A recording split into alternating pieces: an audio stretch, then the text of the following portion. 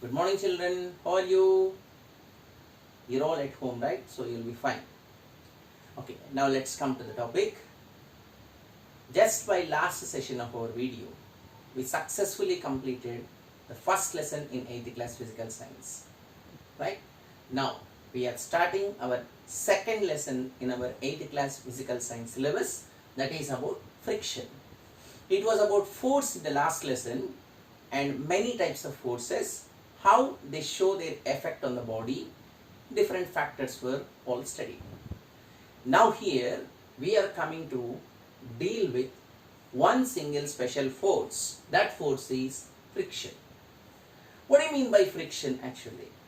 A friction is something like rubbing.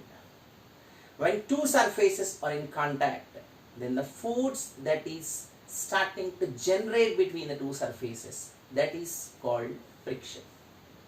There are so many effects that the friction causes and so many types of energies also will be evolved. That comes next as the lesson is going on. But first of all, when an object is placed on a particular surface, let it be a table or a floor or something, let us see what type of forces will be acting on it by a free body diagram. Okay? A free body diagram is the one which shows all the forces acting on an object. See here, let us take this as an object. Capital F is the force of friction and V is velocity. Velocity is in a direction, in the sense the acting force, that is so called applied force, is along the same direction. So the body is moving in this direction towards my right. Okay, when I stand here. Then weight of the object, which is denoted by W, will be always acting downwards, and normal force will be acting against weight to balance it. That already we discussed in the last lesson. So normal force will be against gravity to balance it, otherwise it will fall down. So these are the four different forces. Observe one very important thing: the direction of movement of the object and the direction of frictional force, both are opposite to each other. So friction always opposes motion. Very important statement. It's the force that will be acting against the motion of the object. Okay? Friction does not allow the object to move on freely. Remember this point.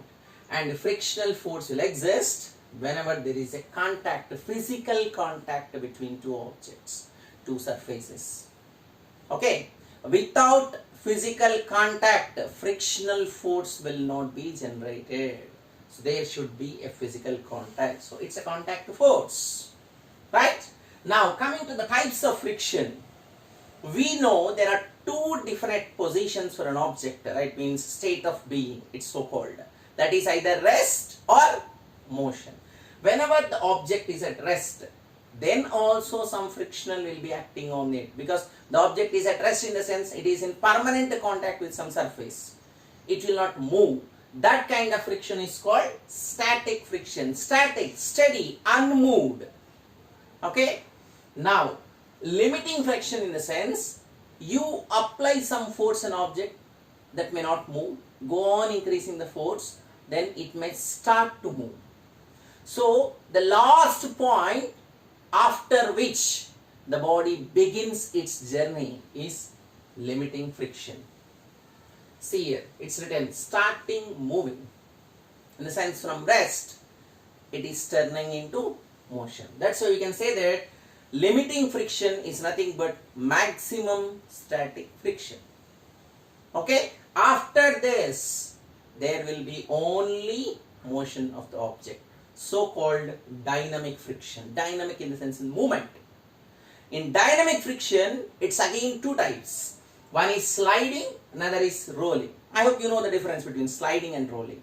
In sliding, one surface, of course there will be a base, one surface will be in permanent contact, it will move. The total surface will be keeping on moving, like your slider. Rolling is nothing but something like a ball. The surface which is in contact will be changing. The ball will be rolling in the sense, suppose if I roll this pen, now this is in contact, now this comes, then this tip, then this one. So the contact surface will be keeping on changing, which is in contact with the base. For example, sliding in the sense like this. So in sliding, there is one particular surface that is in contact with the base. In rolling, it will be keeping on changing. When you think about the order which is highest, static friction will be highest because friction in the sense opposing force to the motion. So here the body is unmoved, so it is highest friction. Then comes limiting, about to start its journey. Then sliding. Then least frictional force is rolling because the body will happily roll. Okay, whenever the motion is very much free, then make sure that friction is very, very less. Okay, just this point is enough to understand. Motion of the body, frictional force, both are opposite to each other. When there is free movement, no friction. When there is very, very difficult movement, full of friction. Remember this point. Right? Now, you have an activity also to just demonstrate this friction, like your first activity, activity 1 in your textbook.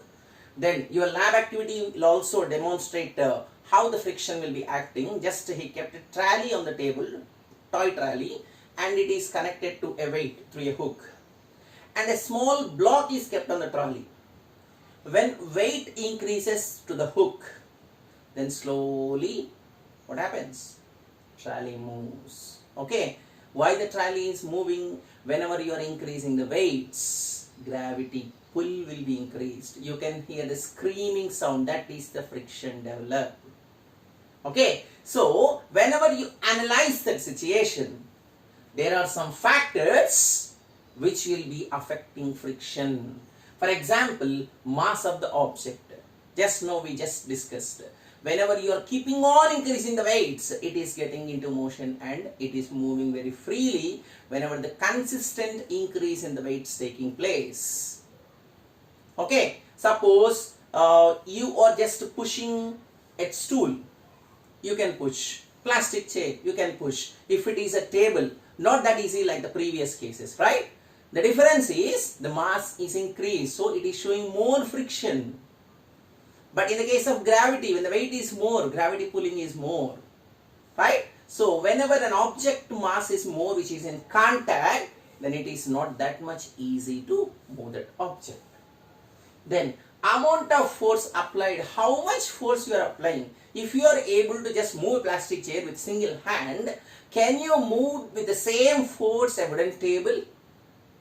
Definitely not, right? Because when you compare a plastic chair with a wooden table, the mass of table is much higher than the plastic chair. So you need to apply definitely a greater force than the force which is applied on the plastic chair, right?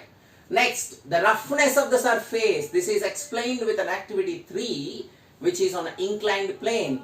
Just to release the marble through an inclined plane which will be sliding down continuously.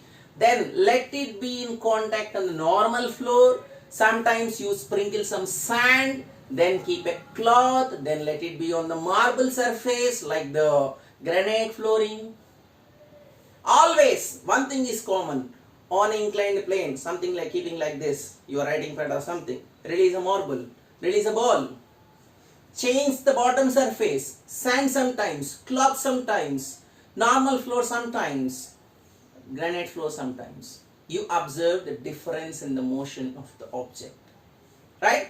If the roughness is more, object cannot move freely. That shows friction is increased. Okay, so roughness of the surface also plays a major role in defining friction, right? Now, how we can reduce friction? Remember one more point. Sometimes friction is useful, sometimes friction is evil.